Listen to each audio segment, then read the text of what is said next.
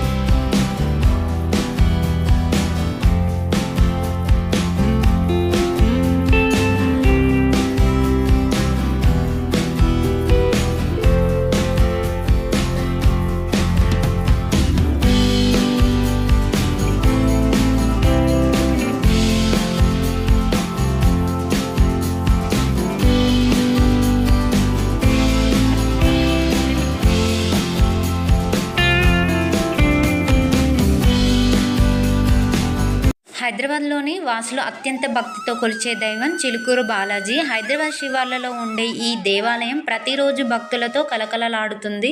చిలుకూరు బాలాజీ ఆలయం హైదరాబాద్కి చేరువలో మోయినాబాద్ మండలంలోని చిలుకూరు గ్రామంలో కలదు.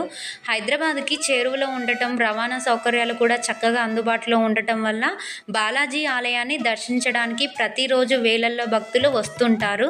ప్రతిరోజు 20-30 వేల మంది భక్తులు, సెలవు దినాలలో 30-50 వేల మంది భక్తులు వెంకటేశ్వరుని దర్శిస్తుంటారు. విఐపి దర్శనాలు, టికెట్లు, హుండీలు లేని దేవాలయంగా చిలుకూరు ఆలయం ప్రసిద్ధికెక్కింది.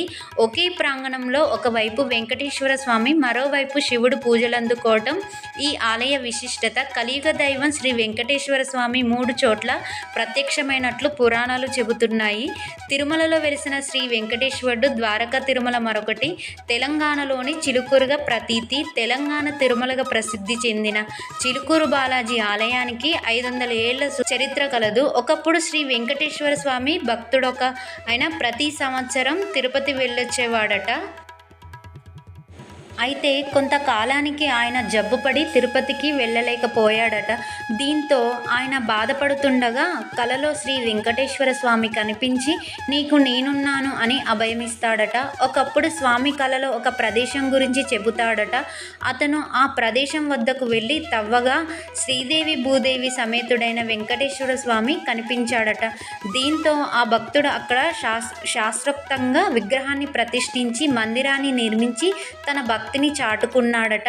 వెంకటేశ్వర స్వామి కోరిన కోరికలను తీర్చే కలియుగ వైకుంఠుడిగా ప్రసిద్ధి చిలుకూరు బాలాజీ ఆలయాన్ని మొదటిసారి దర్శించి 11 ప్రదక్షిణలు చేసి కోరికలను కోరుకోవటం పిమ్మట ఆ కోరిక నెరవేరిన తర్వాత 108 ప్రదక్షిణలు చేసి మొక్కువ చెల్లించుకునే పద్ధతి ఇక్కడ ఆనవాయితీగా వస్తుంది. ఈ దేవాలయం ప్రాంగణంలో 350 సంవత్సరాల చరిత్ర కలిగిన రావి చెట్టు ఉంది. దీన్ని తాకితే మంచి జరుగుతుందని భక్తుల నమ్మకం. స్టోరీ మొత్తం విన్నారు కదా. మన తెలంగాణలో ఇంత పురాతనమైన దేవాలయం ఉందని అందరికీ తెలియడం కోసం షేర్ చేయండి. ఈ వీడియో మీకు నచ్చినట్లయితే లైక్ చేయండి, షేర్ చేయండి, సబ్స్క్రైబ్ చేసుకోండి. బాయ్ అందరికీ.